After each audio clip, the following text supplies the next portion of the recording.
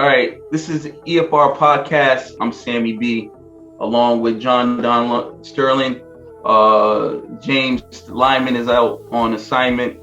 And we have a special guest today. What we're going to be doing is comparing and contrasting how the business world utilizes golfing in its business, because we are a business, finance, economic podcast. And we have a special guest here. He runs a pretty good golf podcast. I shouldn't say podcast, a golf YouTube channel that details business and finance as well as the golfing aspect. And we're going to tie everything in about the golfing and how it ties into to the business. All right, we have Nomad Golfing host John Gear. He's the creator of Nomad Golfing, which is kind of worldwide. It's based in Wisconsin, and he speaks about the different golf courses and golfing. And we like to have him. Thank you for coming on the EFR podcast. Thank you. Yeah, man. Thanks for the intro. I appreciate it. Glad to be here. One time for John Gear. All right, let's speak about golfing and as it relates to business, the business psyche. As I told you before when you came on via email, that we wanted to kind of simulate how the golfing world speaks on the business world, and this being a business and finance economic podcast as well as tech podcast. We would like to just kind of get insight on how that actually works in the golfing world, and seeing how that's utilized. You speak about different golfing courses and golfing simulations. Thank you for coming on, by the way. Yeah, man, glad to be here. I guess I can just kind of start off by just talking about a little bit about, I guess, how I got into golf, and then I think that'll kind of relay on to a bunch of other things about how I've actually used it in my professional career, working in a corporate office and all the other stuff that is involved in me starting that YouTube channel. So pretty much, I guess I just got into it from my family's been golfing since they were young too. So my dad got me into it when I was pretty young. And pretty much just grew up playing golfed in high school, and then had just been golfing for fun in college. And then after I graduated college, I graduated from University of Milwaukee in Wisconsin, got an architecture degree. So I've been working at a corporate office for a general contractor. And so right now I'm a virtual design coordinator. So pretty far off from golf, completely unrelated. But the way that it does come back to relate is that just about everybody I know I work very closely with sales and a lot of the executives at our company. And so I have a lot of client interface between the people that I work with there. And so I guess one big way that I'm able to relate to those people that are much older than I am and have so much more experience than I do in that field is through golf. I tell them stuff that I like to do. Golf is the number one thing that I like to do. And as soon as they hear that, they're like, oh yeah, where do you play? I just played at, wherever last weekend. And so like right off the bat, it's just immediately you already have common ground with someone else that you have, other than that, no other similarities with, right? So I guess that's probably the biggest thing right there, is just being able to create a relationship based around a sport that other people love. And so, golf is just a super popular sport, and it's been growing. I mean, as soon as Tiger Woods pretty much started, and Tiger Woods had his entire career leading up to, he's had a couple injuries, but came back and won the Masters in 2018. So he really has changed the game of golf and just created a huge movement of people, young and old, to join the game. So a lot of people from across the world have a lot of great experiences playing golf and learning golf. So yeah, I was kind of rambling on a little bit there, but what do you think that like Nomad Golfing does with the business world as far as connecting the two entities? Yeah, for sure. I would say, I guess my whole goal with it, right, is I do have some bigger goals. For anyone that wants to start a YouTube channel, right away, you already have a little bit of that entrepreneurial spirit in you to be wanting to start your own. It's kind of like branding yourself, right? In a way. Right. So I guess the main goal for me was to just kind of do it for fun and gain a lot of the skills of talking on camera. Because in the end, I do want to get into sales, which is where I'm going to be presenting in front of a lot of people. So I thought, okay, maybe if I start, rehearsing on camera, doing these golf videos that I love doing with my friends, then I'll get a lot better doing that. So that was pretty much the first one. It's just that I want to do it for fun, and I thought maybe I'd get some skills along the way that might help me out. But looking forward into the future, there's a couple other much larger picture goals that I have that I want to bring into the golf world. That's much larger than what I'm at now. But I figured the first way to really get into it, to get into the business side of golf, is to create my own brand and start marketing myself as Nomad Golf. And so that involves going out with my friends. And, so there's a couple things that I'm aiming for, right? I want to showcase the courses in my area because there's a lot of great courses in Wisconsin that I think a lot of people don't give Wisconsin credit for.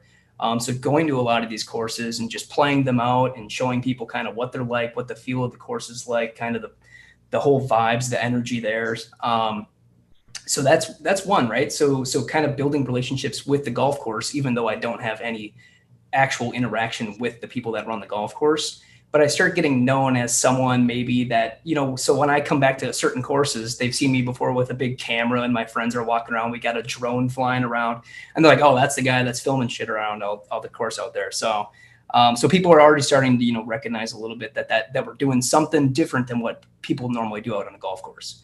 So that's the first one, is going to be recognition, right? So people starting to recognize something that we're doing out there.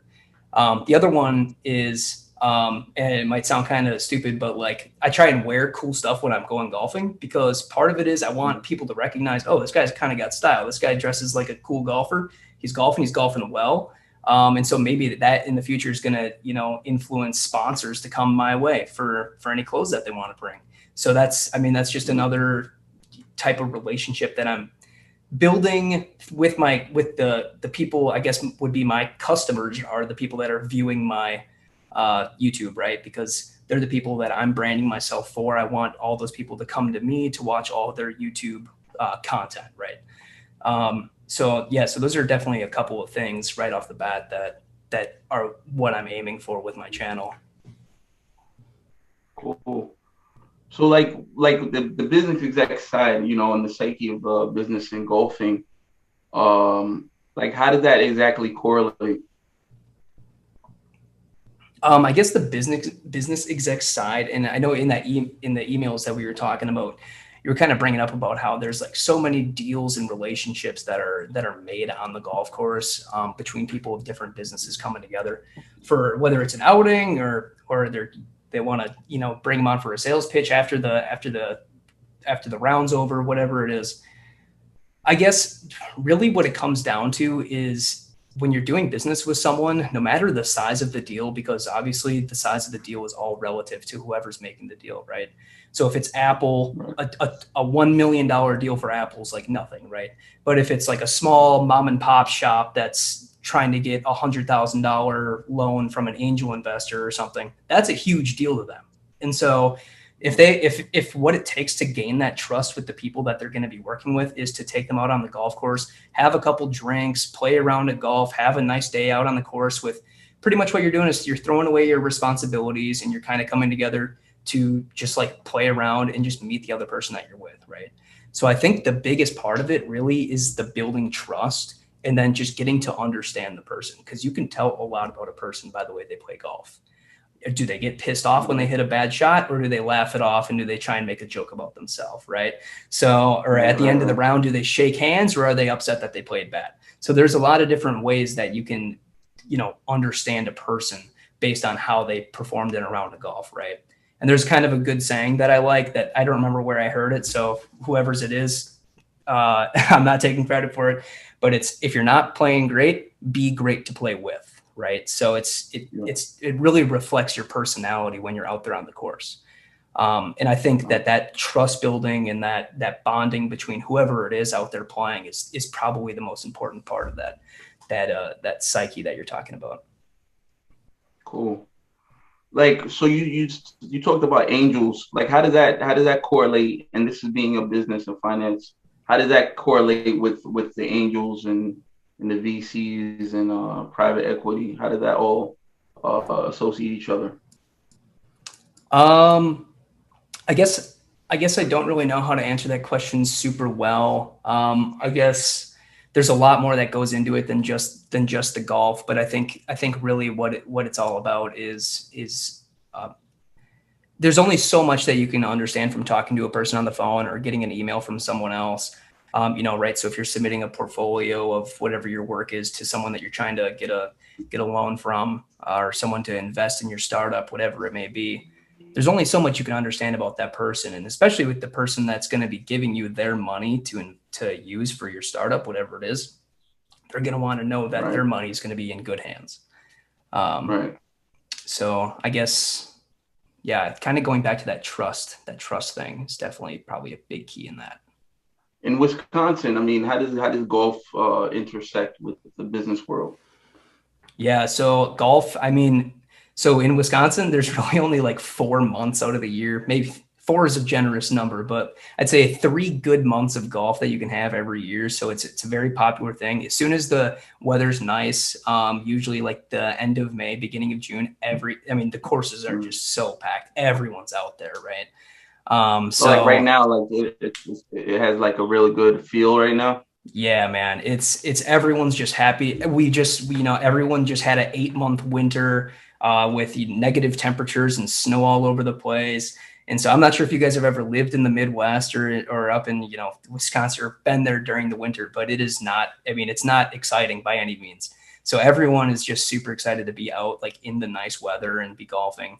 Um, and so I guess like and so I started working after I graduated college. I started working in the winter, and as soon as summer started coming around, people are always like starting to do these golf out. People are inviting out to golf outings. People are doing like cookouts outside after work. So it's all of these things. People are just trying to do stuff outside and get to know their team better, get to know their clients better.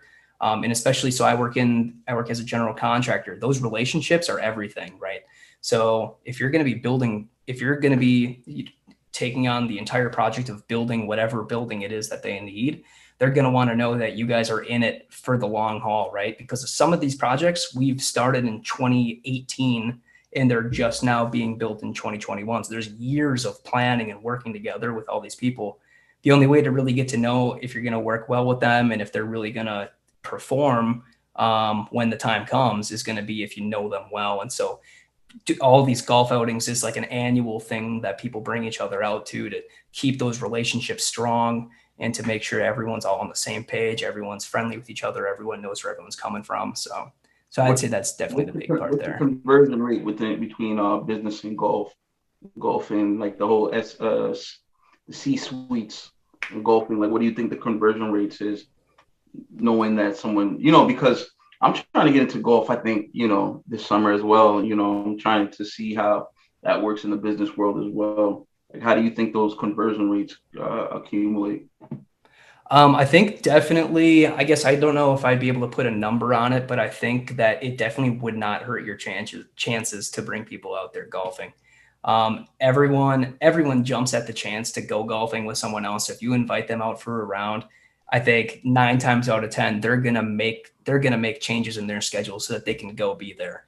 And so then if really what it comes down to is like basically whatever your product or service is, and then yourself being the salesman, depending on how the size of your company. Sometimes the owner of the company is also the salesperson for that company.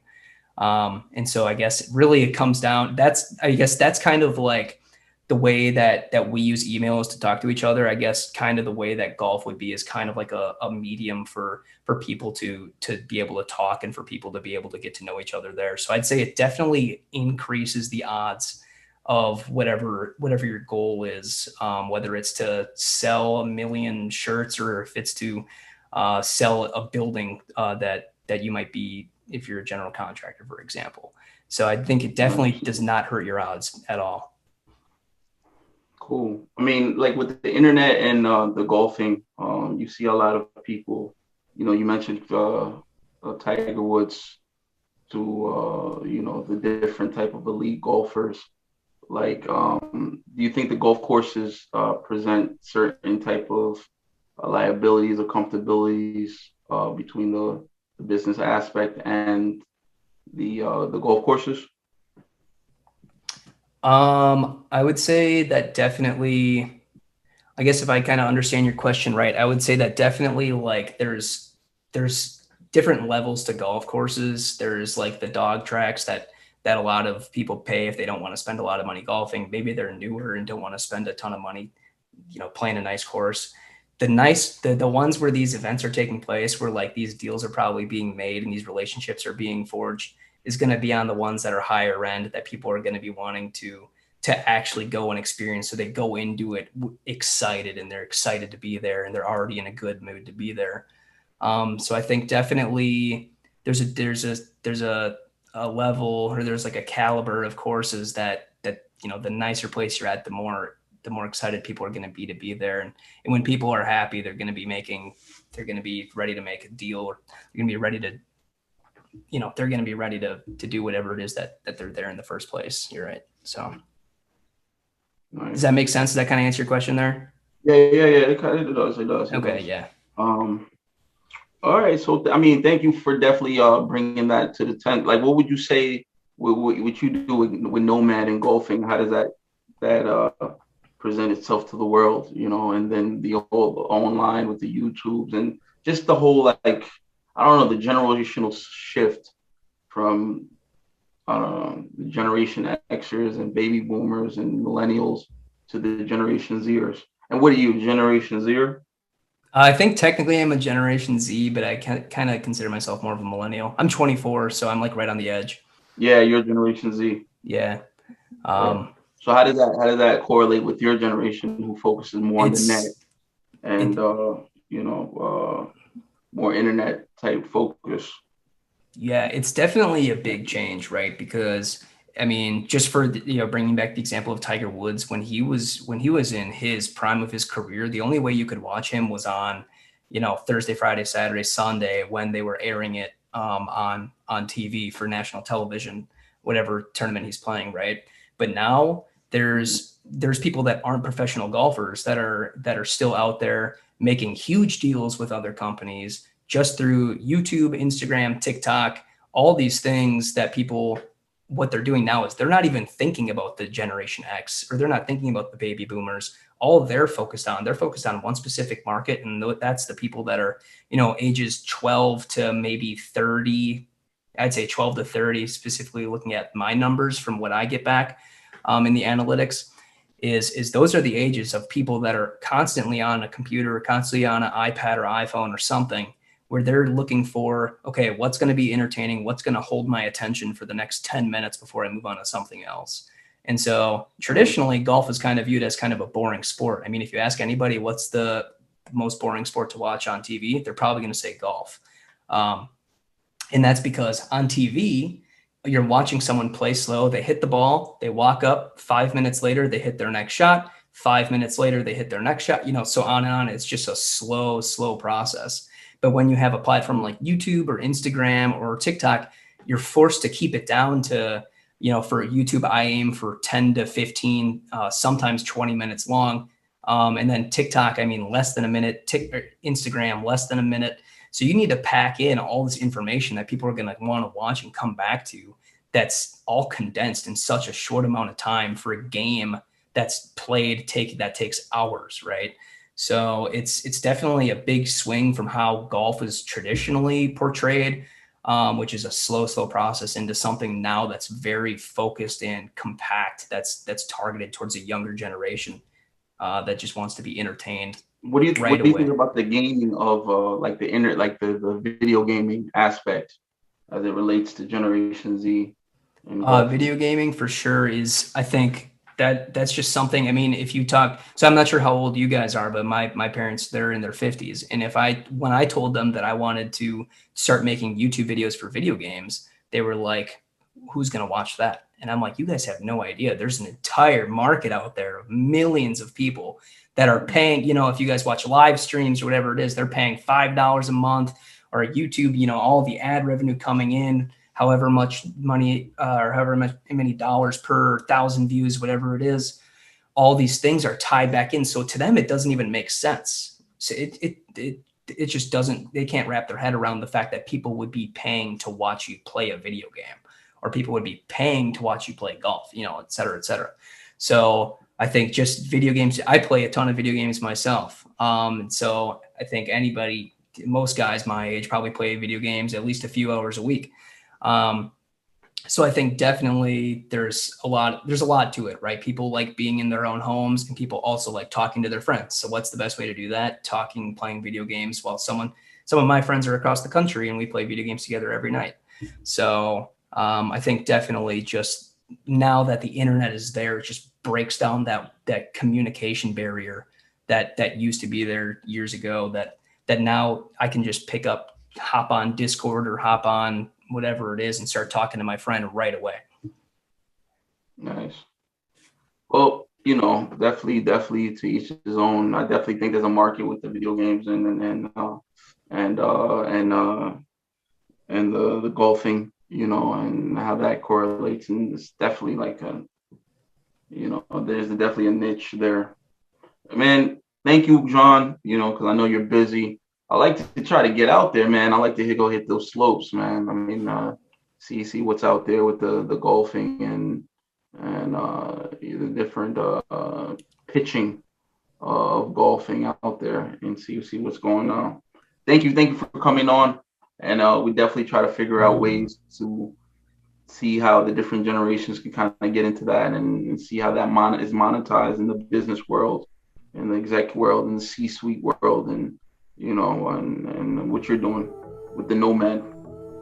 Thanks, man. I appreciate it. Thanks for having me on. If you're ever in Milwaukee, give me a call and we'll hit the links. Definitely, man. We'll definitely figure it out and see how it's out there. Thank you. Kudos to you, man. This is EFR podcast. John Gear, Nomad Golf. And you want to try to show your Instagram or your different socials out there?